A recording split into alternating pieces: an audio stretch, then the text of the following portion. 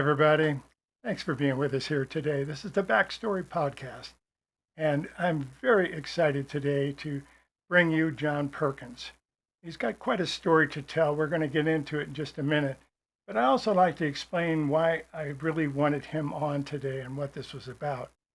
You know, back in 2016 and 2024, when we had elections and things were taking kind of a different turn, everybody was asking why. What was taking place? Were aliens responsible for this? What was taking place? And all the group would tell me was that there was technology we knew very little about, and also there were techniques being used that have really taken over in a lot of ways. They basically said this isn't about two different parties arguing or trying to find the best person. That basically this was about a this was more about the money versus the people. And I have a gentleman here who is liable to take that. He may go a different direction with this. It's entirely up to him. But John, say hi to everybody. Thanks for being with us today.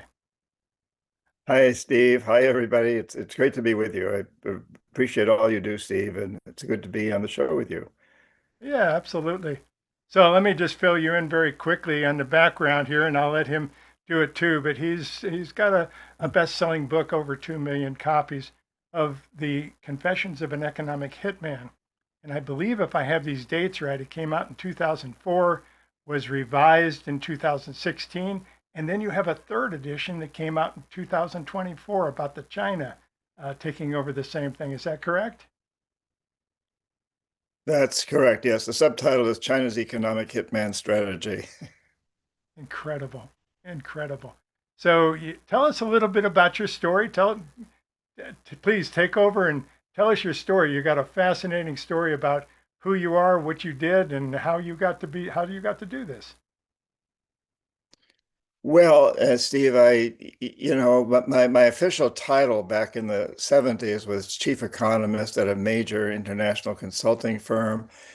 Uh, but really, my job was as an economic hitman.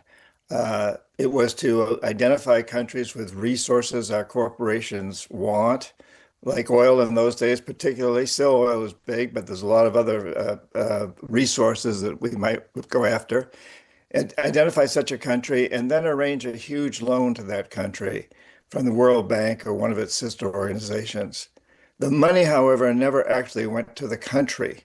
It went to our own corporations, usually big engineering corporations and technology corporations, to build huge infrastructure projects in that country. Things like electric power systems, industrial parks, ports, airports, highways, things that really benefited the rich people in the country because they are the ones who primarily use the electricity. They have the industries, they have the commercial establishments, they have the banks. They benefit most from these big infrastructure projects.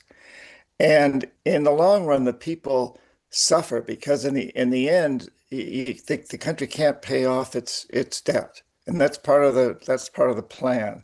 And so we go back in, usually under the guise of the International Monetary Fund, the IMF, and say, hey, since you can't pay your debt, you got to sell us your collateral real cheap without environmental and social regulations, your oil or whatever the resource that's being used as collateral.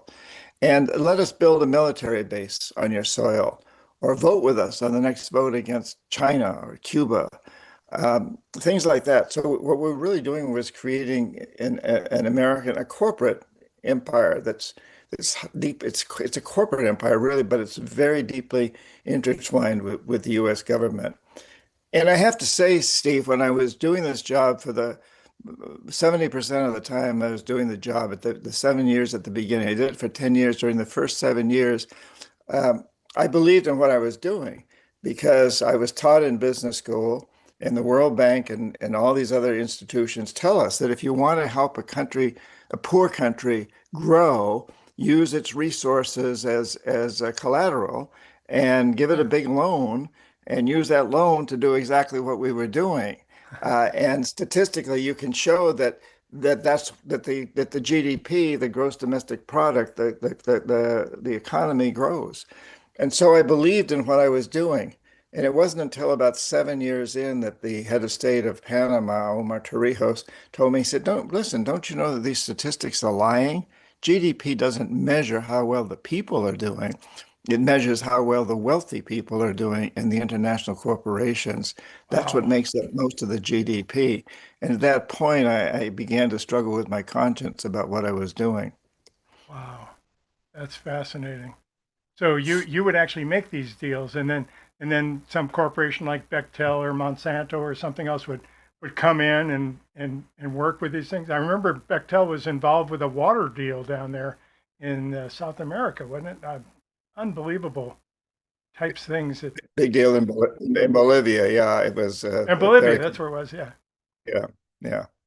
But fascinating. Bechtel and Halliburton and Brown and Root and Stone and Webster and all of these big engineering corporations were deeply involved in these projects. And I have to say, most of the engineers thought that they were doing good Sure. stuff because it's the same as me. That's what the statistics showed. And they built good engineering projects. I have to say, they were very studious and conscientious about building good projects. But at the same Yeah. time, their corporations were making huge profits, putting the country deep into debt. And incidentally, money was being diverted from social institutions like the educational system and the healthcare system and other social services to pay the interest on the debt. And so the majority of the people were suffering during this process. And then in the end, as I said earlier, the principal couldn't be paid off. So that's when we really went in and put the screws to them. Wow. That's amazing stuff. So And it Steve, and it Steve, sorry, I didn't mean to that's all interrupt, right. Go ahead. but one thing to add is that the leaders of these countries also knew that behind me stood what we call the jackals. And these are people that usually work for the CIA, they're subcontractors or whatever. They overthrow governments or assassinate leaders. And we have a long history in Chile with Allende and in Iran with Mossadegh and in the Congo with Lumumba and in Vietnam with Diem and in Guatemala with uh, Arbenz and so on and so forth. We have this long history of overthrowing governments or assassinating their leaders. And so it really kind of made my job easy. I'm saying, hey, in this hand, I got a few $1 billion for you that's going to help you and your family. But if you don't buy into this deal, in this hand, I got a gun. I didn't carry a gun, but they knew that there were these people behind me that did carry guns or ways to implement coups d'états. And it was obviously successful, at least from from their perspective for a while. That's absolutely Yeah, amazing. So and when they default on it, we would come in and take over their assets, whatever was valuable. Interesting. exactly. Yes. Yeah. And we're still doing it. Well, yes, and I think in some respects it's gotten worse and because now every major corporation has its equivalent of economic hitman out there pushing for the same kind of things, and they're Uh, pushing their economic hitmen are trying to get the deals for their corporation rather than a competitive corporation. And in the last couple of years, we've seen a reinstitution of the military threat, and so you've got this situation where um, you not only got the economic side of it, which is what I represented, but you've also got the military side. Excuse me, um, and China has now entered the deal, which is what my most recent book is about. And China is really, really out economic hitmanning us. Their guys are doing a tremendous job, if you want to look at it that way. A great job for China. And Fascinating. they're very good at their job, and they've got an incredible story to tell. Amazing growth in China. Yep. For 30 years they averaged 10% a year of their GDP growing. They brought over 900 million people out of poverty, dire poverty. Nobody else has ever done that. So this is a good story to tell. Plus, the world resents the United States. They resent the fact that we have military bases in over 100 countries. China doesn't have any, really. I mean, it has a couple in Africa, but they're really more supply bases than military. They resent the fact that we've gone after Muslim countries like Iran, like Iran, Iraq, Afghanistan, Palestine, that we've been very, very deeply involved in what much of the world sees as an anti-Muslim movement. And of course, the United States, we talk about the Uyghurs in China, and that's a terrible thing. But it doesn't compare in scale with how the world sees our involvement with Islamic countries in the Middle East. That's fascinating. And of course, today that's coming into play because now we're playing with Iran in this dangerous game that we're starting to play, and they're of course they're bombing our bases in these different places, many of them. So people are reevaluating the value of what they are here. But that's how we got there is basically through the economics of being able to kind of bribe our way into it. Yeah, I had an office in Iran, in Tehran, Iran for 10 years, almost 10 Wow. years. I spent a lot of time in Iran. I was commuting between Iran. I had an office also in Panama, one in Colombia, and my main office was Boston. So it wasn't like I lived in Iran, but I did spend a great deal of time there all over the country. And one of the things that I and my company were deeply involved in was building a huge military base in Bandar Abbas, right on the Strait of Hormuz, one Wow. of the hottest places temperature-wise in the world, and this Yeah. little old fishing village that we turned into this huge military base. The Shah financed it with his oil money, and legally speaking, it was an Iranian base, but really it was an American base. And the reason we wanted it there was so that we could control the Strait of Hormuz. So that was that was completed in the late 70s, just before the Shah was overthrown in 79. And I was there just before literally speaking, the shit went down in Iran. I was taken out the day Yeah. that the bombs went off by the CIA. I was taken out by a CIA agent. That's another story. But uh, we've known for 50 years that whoever controls that military base controls the Strait of Hormuz. The Right. Pentagon knows it. The CIA knows it. The White House had to know it, And so you got to really ask yourself, uh, why? How did we go? We go into Iran and get so blindsided, and you know. I have no love at all for the government of Iran. It's a terrible, terrible government. I'm not in any way defending it. But what I am saying is that we should have known that this was not an operation like Venezuela. This was not an in and out. The Iranians have a lot of leverage, and they're certainly exercising it now. They're controlling the strait, and in the Right. process, the world is really, really resenting us because we've created economic havoc everywhere, basically, with this war, and we've also shown that we can't be trusted. I don't know. If I were an Iranian leader, and again, I'm not in any way justifying or standing up for their leadership at all. I can't. I hate it. Uh, I worked for the Shah, and he wasn't a good guy either, but he was Yeah. better than these Exactly. guys, I think. But you know, Trump in his first term broke a deal that we already had for 15 years, a non-nuclear deal. Now he's trying to negotiate a 10-year deal. And why would the Iranians sign a deal? Because they know that the United States can break it. And the whole world now has come to not to realize that we can't be trusted to keep agreements that we've made, that past administrations have made. And that's a terrible situation. And so again, it really feeds into China's hands around the world. And today, China is the number one trading partner in 70% of the world's countries. The United Whoa. States was the United States was the number one trading partner in 80% of the world's countries in the year 2001.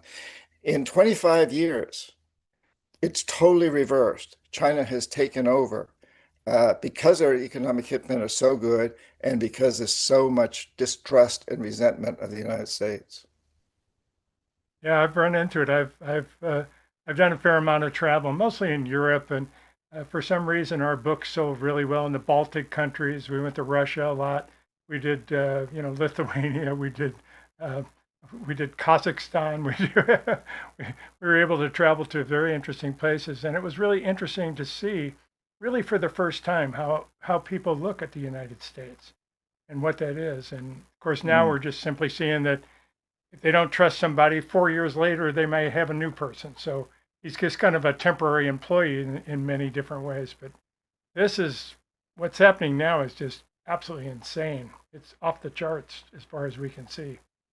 Um, I've Yeah, never seen anything like this. in the no, this neither have I. And this country, well, in the past year, I've lectured in Latin America, in the Middle East, in Europe, in Asia, and in former Soviet countries. Like I was recently lecturing in Tbilisi, the Republic of Georgia. And everywhere I go, I hear that. Like you, always before, you may have changed administrations. And the new administration may not like what the past administration did, but they Right. didn't break agreements, legal agreements, contracts with other countries. They didn't break those. They may have wanted to renegotiate them. They may have once the agreements elapsed in time-wise, they may have been wanting to negotiate something else, but they didn't break existing agreements. That's all changed now.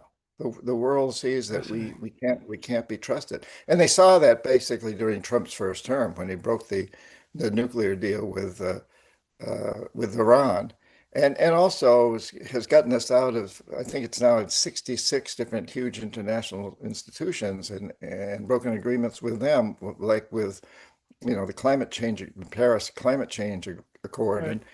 and many others, and to be threatening to break up NATO. It's very concerning.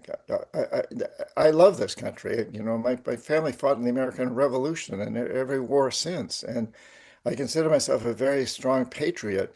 And I also realize that in a democracy, you must criticize. It's like, Yes. yourself. If you've done something wrong, if you've made a mistake, you want to look at it. You don't want to run from it. You Exactly. don't want to sweep it under the rug. You want to look at it so you can get better.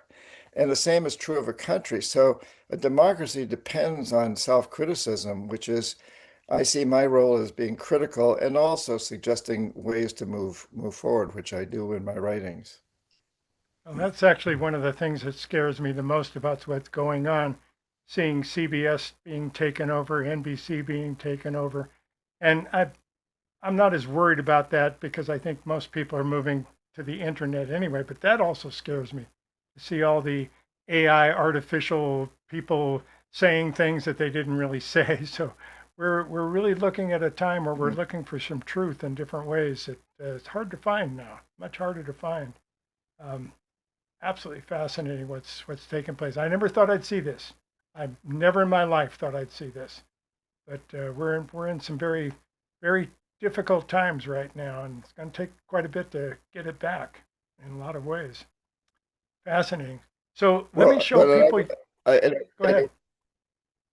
Well, Steve, I was just going to say, I would say I don't think we want to get it back. I think Yeah, what that's true. the gift of these times is that it's shaken us awake to the fact that we need to change. Because my upcoming book, which is called The Art of the Steal, Trump and the Economic Hitman Presidency, and I make a point in the very first sentence that this is not a partisan book, that every Democrat as well as Republican president in my lifetime has used economic hitmen. But Trump is the first to really bring it out into the open. And I think that's a gift. You know, whether Yeah, you're you right. whether you hate Trump or love Trump, you got to recognize that he's hit us, but with a 2x4. He's shaking us.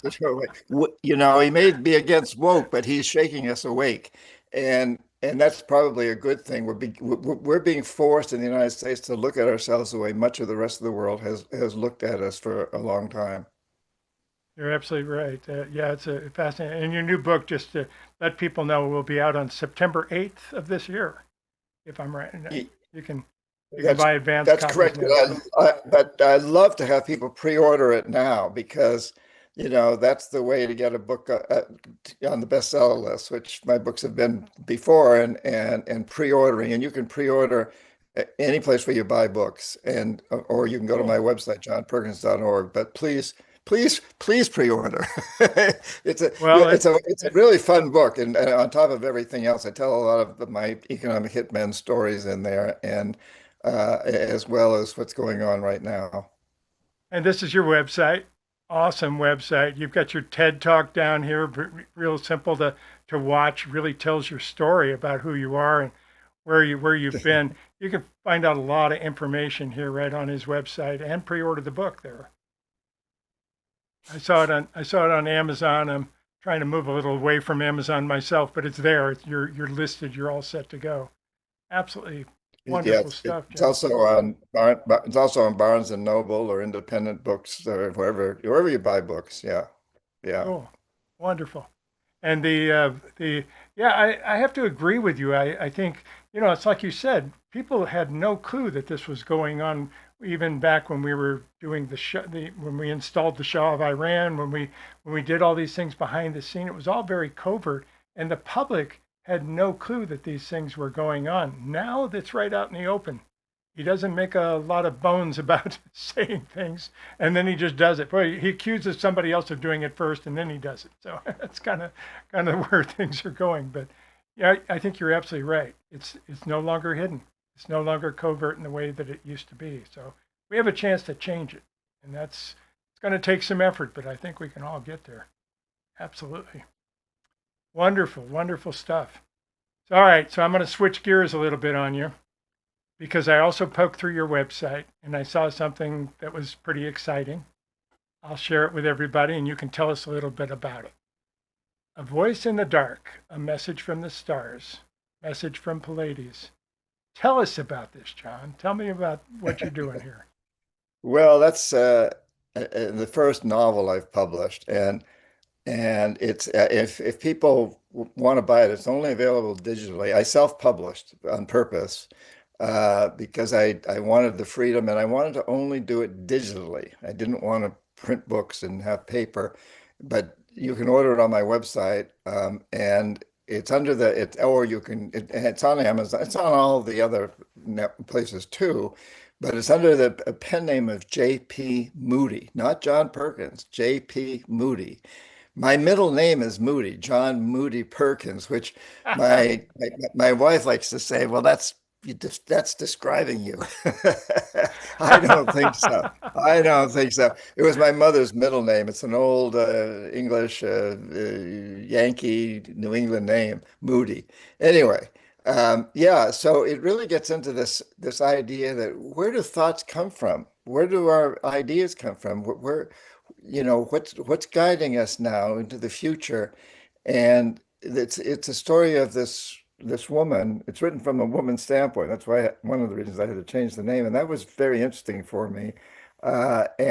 She's the youngest member of the U.S. Congress Senate, and she goes to this wonderful ancient Mayan city of Tikal in Guatemala, where I take people. It's this huge, these huge pyramids in the middle of the jungle, and she works with a shaman there, a Mayan shaman woman, and she gets these voices. And the Mayans believe that they come. Many of the Mayans, not all of them, but many of them believe that they come from Pleiades, and they're still getting messages from Pleiades. And these messages are guiding them to reach out to us to tell us about their history, which is a microcosm of our history. I can go into that if you want in a few minutes. Please, please tell us. Well, This is fascinating because this is what I do. I mean, I don't channel from the Pallades, but I do channel. I've been doing it for 30 years, and it's been the information is way beyond me. It's been fascinating. Tell us a little bit about it. yeah. Well, where does any thought come from? It's out there, but yeah. So the Mayans. they built this incredible civilization out in an area that's now a lot of it's jungle, but they cleared all the forests and they drained the swamps in order to build these magnificent pyramids, which to me are much more impressive than the Egyptian pyramids, and partly because the Mayan shamans still go in there and do sacred fire ceremonies and other ceremonies. But so the ancient Mayans, there was a huge civilization. They built a lot of cities out there. We're just discovering more and more and more using Yep. radar technology. And in the process, they changed their climate, just as we're Oh, doing. really? And so Interesting. I didn't know that. yeah, their whole world, what was their world, went into collapse. Is that And why they they couldn't, abandoned Chichen Itza and Tulum and all those? yes, Wow, I didn't yes. realize that. Originally, so Chichen Itza, Tulum, and where I go to Tikal, these the people didn't live in those cities for the most part. It was the royalty and their administrators and their priests and others, and the people came in for ceremonies and markets, but the people fed it all. They lived outside and fed the cities all the food, made the clothes, did everything, took care of the cities. And so when the food began to get scarce because the rain stopped, they changed their climate. Uh, the cities went to war with each other. Previously, Hmm. peaceful cities went to war over resources, kind of like what I think we're doing to, certain resources. And and eventually the people just said, screw this, like, wait, we're not benefiting from this. And they left and they went deeper into the jungle or up into the mountains where many of them live today. So the people survived and they brought with them their shamanic ceremonies, their fire ceremonies, their calendars, their calendar readings, their seed readings, all these wonderful traditions. But they didn't build cities. They didn't build pyramids. They lived very simply, and as they continued to do. And so they feel now that they have a lesson to teach to us. Their shamans are saying, look, this happened to our people in by the year 900 in our calendar, uh, the cities had been abandoned. So by the time the conquistadores got there, the cities were abandoned. And because of this, and they're saying, don't you make the same mistake. You're doing to the whole world what we did to our world. And now we're here to help you understand that. And Pleiades is sending us these messages that we need to reach out and we need to teach this lesson. And so this woman in the book uh, gets this, and her name is Jenny, so J.P. Moody, and she has these strong messages as a U.S. congressperson to go back to the United States and start working on this. But it also raises the book goes into the whole question of where do thoughts come from?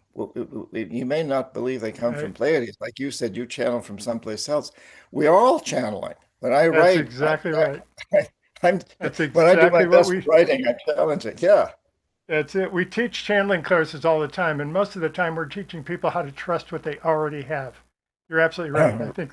I think all the creativity comes from the same place. We just call it different things. We label it differently. Yeah. That's absolutely fascinating. So how long's this book been out? Well, about a year now. Awesome. I think about a year. It came out shortly after Confessions of an Economic Hitman, China's Economic Hitman Strategy, the third edition. And Steve, I want another story, if I may. Please.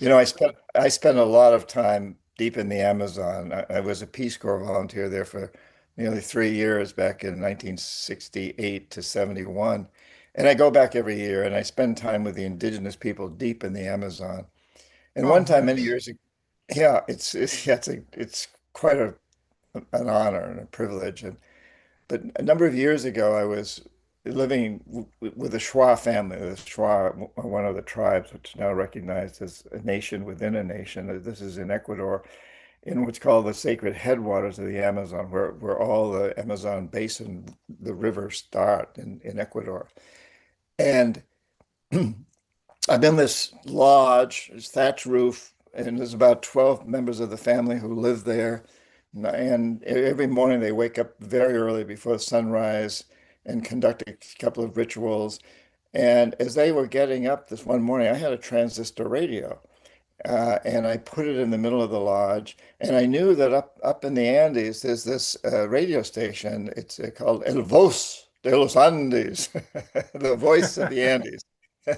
And it's an evangelical missionary station, but it plays this phenomenal Andean music early in the morning. These the panpipes and the drums and Yeah. magical stuff. So I turn it on in the middle of the lodge, and everybody in that lodge runs and hides in the forest. Wow. And Why? well, they were terrified. They never heard anything like it. And I sit there looking at the radio, listening to it. And eventually the man of the house, who's a shaman and was a well-known warrior, he comes in with his spear and he's looking rather sheepish because he ran and hid in the forest. I'm sitting there. And he goes up to the radio and he taps it with his spear and it keeps playing. So he taps it harder, knocks it over. It keeps playing. He sits down next to me, and we sit there for a long time, just listening and looking. And finally, he turns to me and he says, "Okay." He says, "Okay, tell me the secret. How did you get all those men and those instruments in that little tiny box?" Because that was his only perception, right, of how this could Yeah. happen. And it's his frame of reference. And I explained to him there's this tower up in the Andes and it sends these energy waves down, and this box is able to pick them up and transform them into music. And he looks at me like maybe I'm crazy, but he calls everybody he calls everybody back into the house. And and then a day or two later, he comes up to me and he says, "Hey, I've been thinking about that little box of yours. And it's just like us shamans. We know uh, that all the information we need is out there. All we got to do is tune into it. The shamans, Absolutely. that's what they do. They're channeling when they're doing their Yeah. stuff. And he says, it's just like us shamans. And That's amazing. What a it, beautiful it, story. yeah, and if you think about it, Steve, like right here in this room or in your room or in anybody's room, is Shakespeare and everything that's ever been written. Right. And Lady Gaga is right here beside me. All I got to do is pull out my cell phone and tune in. So it's right here. I mean, we're being surrounded. We're filled all this stuff. Every bit of information that's ever been written is right here. That's And right. now we got AI that we can reach out and grab it with. But so it brings to mind this whole idea that comes out of the novel that I was writing, A Message from Pleiades, of where does all of our information come from? That's a beautiful story. Beautiful story, John. So when you go there, do you speak their language? They don't speak English, do they? No, they speak Schwa, and as a Peace Corps volunteer, I was able to converse to some degree in Schwa. I've pretty much forgotten it because now all the younger people, and that's everybody under 50, speak Spanish, and I'm fluent in Spanish. And many of the older people have learned it too. So Spanish has become sort of the predominant language. Fortunately, they're still keeping Schwa and Achwa and Guarani and Quechua, the other languages, but they're learning that and now they're having to deal a lot with the outside world, and they're having Yeah. to, and they're understanding that they need to speak Spanish. They need to be able to communicate. So that's Interesting. primarily what we speak, and we have translators that from the older people, like the shamans we work with, many of them don't speak Spanish. So we have local guys who speak both Spanish and sometimes English and Schwa or Achwa and other local languages. Yeah.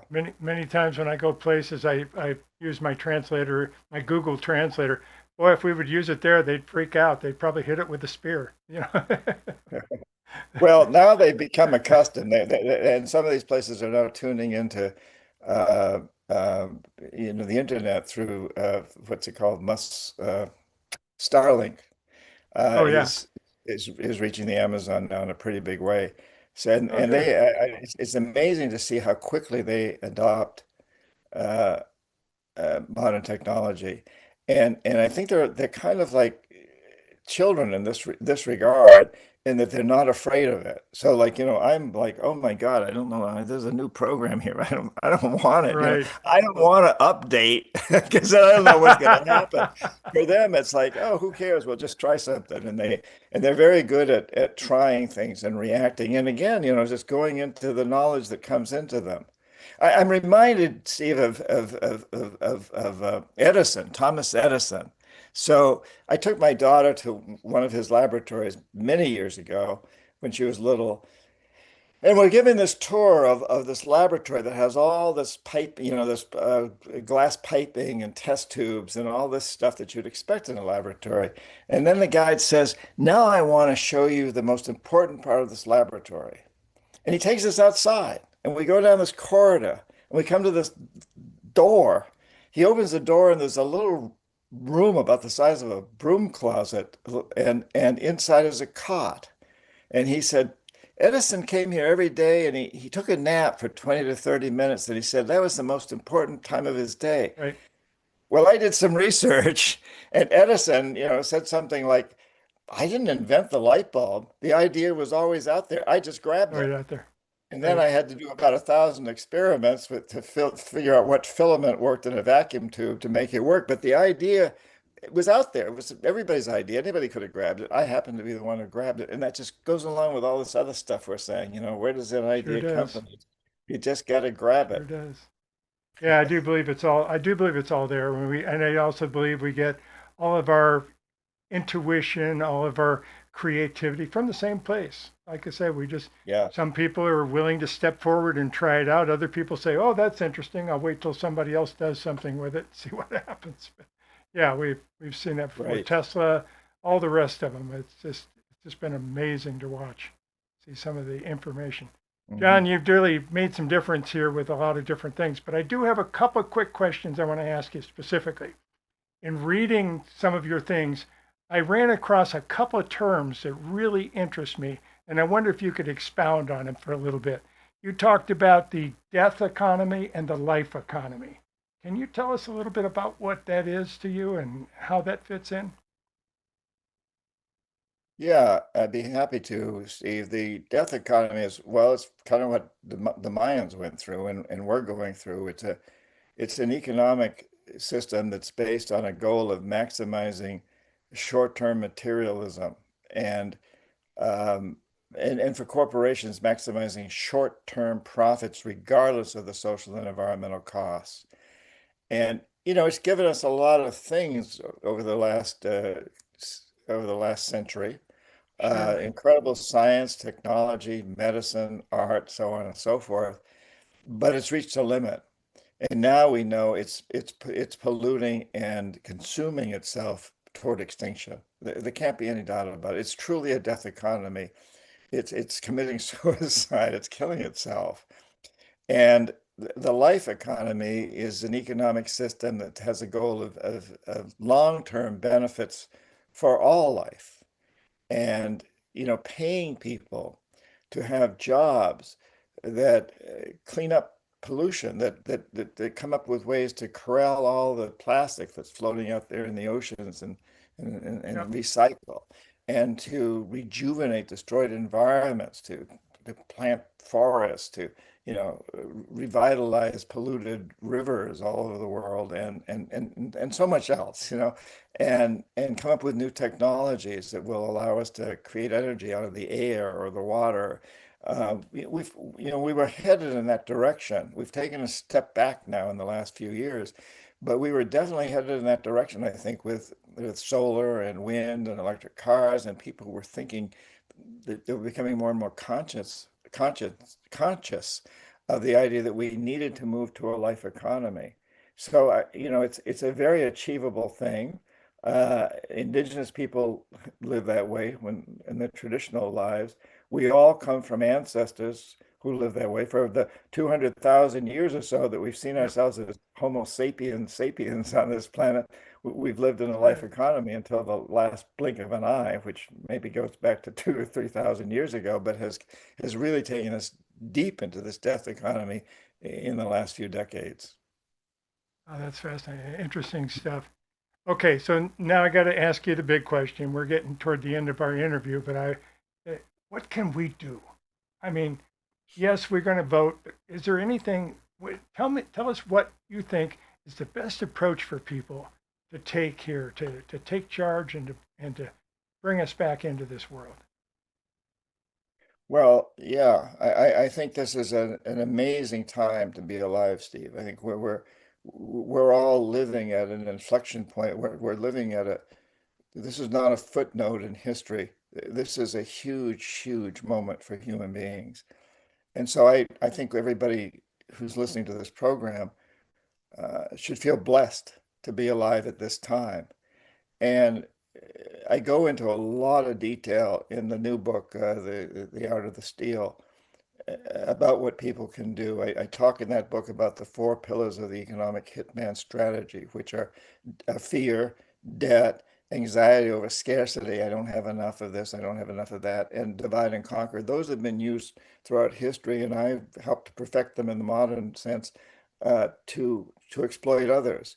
And now we need to, all of us, understand how we've been exploited by all these, how we've been taken into fear, fear of the other, fear of the immigrants, fear of the Chinese, fear of Right? this, fear of that, and debt. You know, it's not just monetary debt, but an awful lot of us are in deep monetary debt. You can't go to college these days hardly without getting into deep debt, and then you're stuck in a system.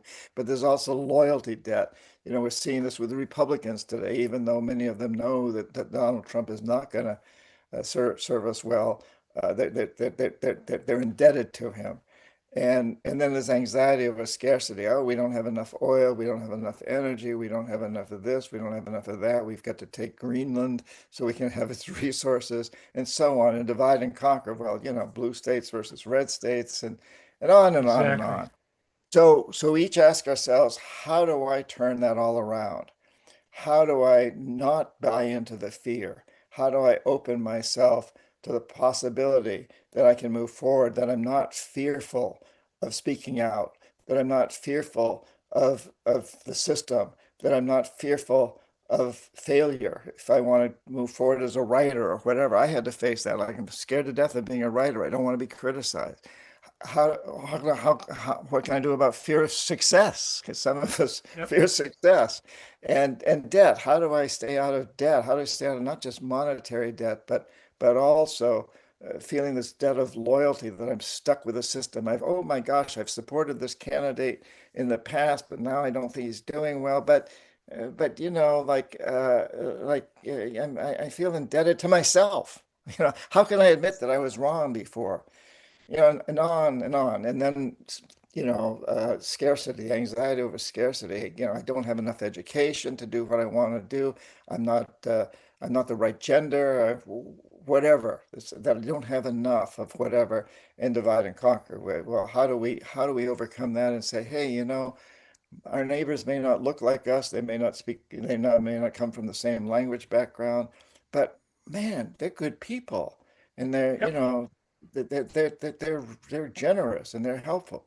So the book goes into a lot of detail around that, but then it boils down, Steve, to 5 questions we can all Ah, ask ourselves. tell us.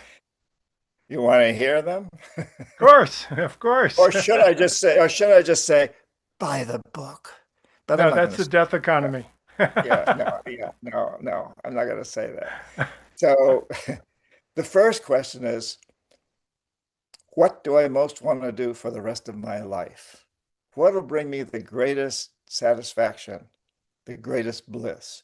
Because if you don't do that, you'll never be successful. You may make money, as I did as an economic hitman, but I wasn't successful because I didn't like my life. I was successful, in the American dream idea of it, but I wasn't successful because I was miserable, and I ended up, in, anyway, living on Valium and booze, Sure. and anyway. So you got to do what do I most want to do for the rest of my life? And I would answer that by saying I want to write. I love to write.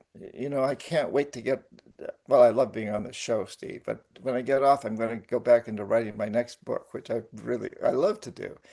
And but I have a friend who's at the opposite end of the spectrum. He's a carpenter, and he says, I want to continue working with my hands in wood. That's what I most want to do. Second question is, how do I do this in a way that helps to transform the death economy to a life economy? So I Hmm. would say, I'm going to write about those things. And I'm going to write books that I hope will inspire people and help show a model of what people can do to make that happen.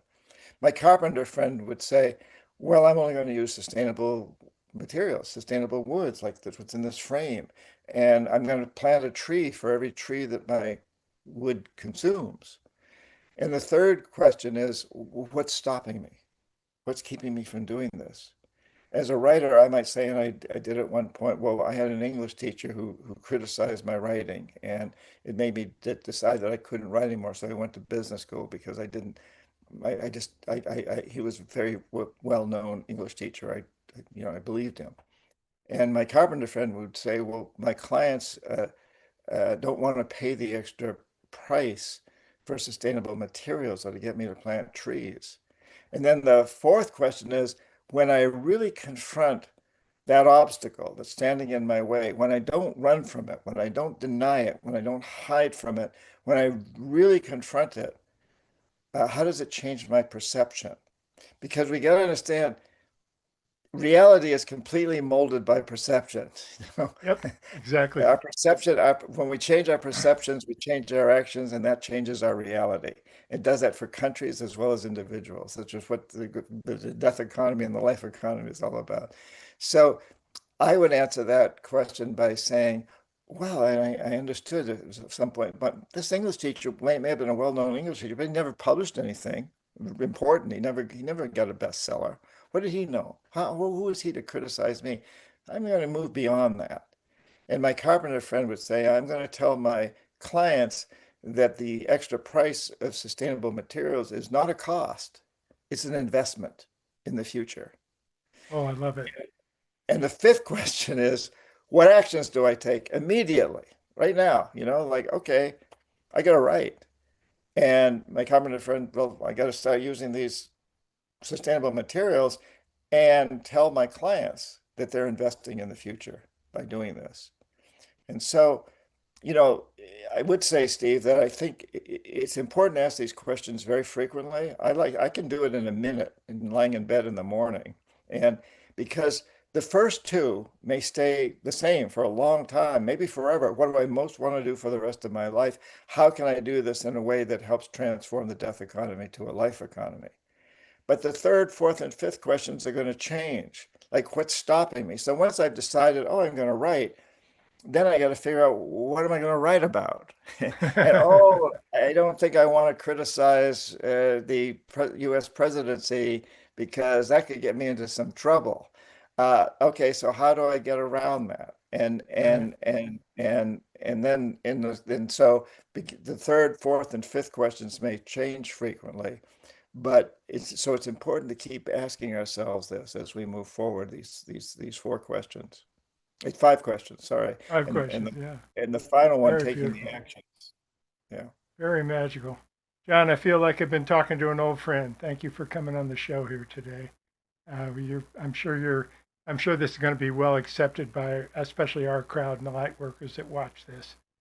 You're a shining example for us to see what's going on, to uncover some of the secrets that have gone on in the past, and move forward, step forward with in a lot of positive ways that we can build a new life and build a new energy.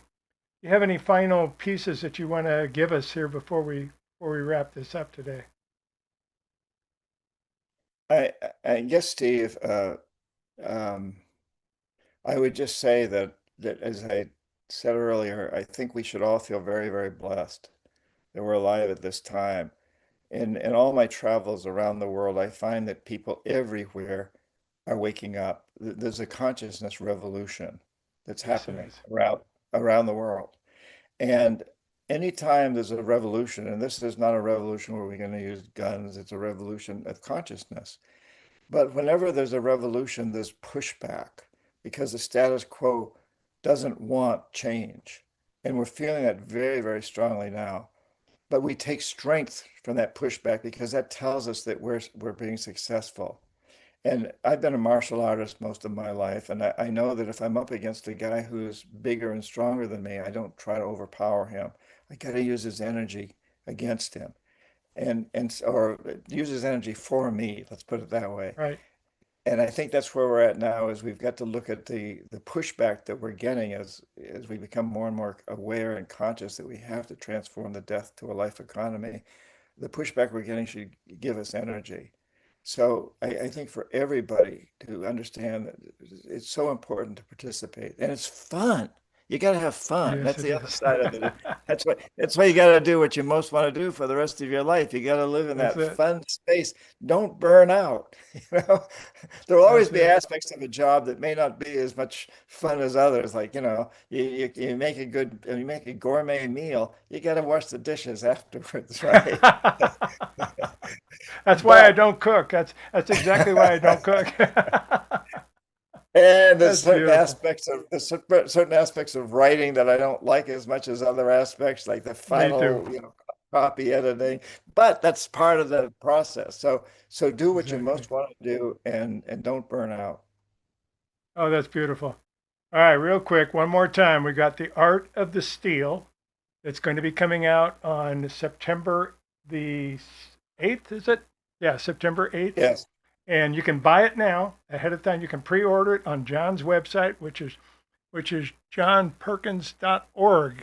If I've got that right, I do, but I'm not at the top. There we go.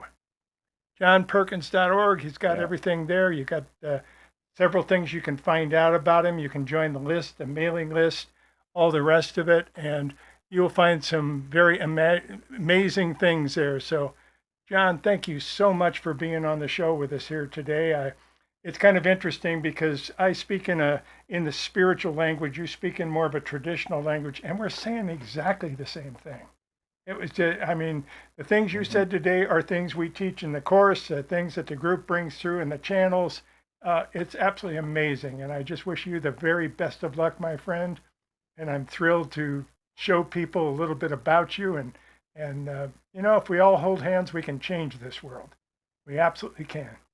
So thanks for being Yeah. with us, John. I appreciate it. My pleasure, Steve. Thank you for all you do, bringing these messages out to the world. That's so very, very important. Oh, thank you. I deeply Thank you. appreciate That's what us. you do. We will talk again, my friend. Absolutely. Great. Thanks.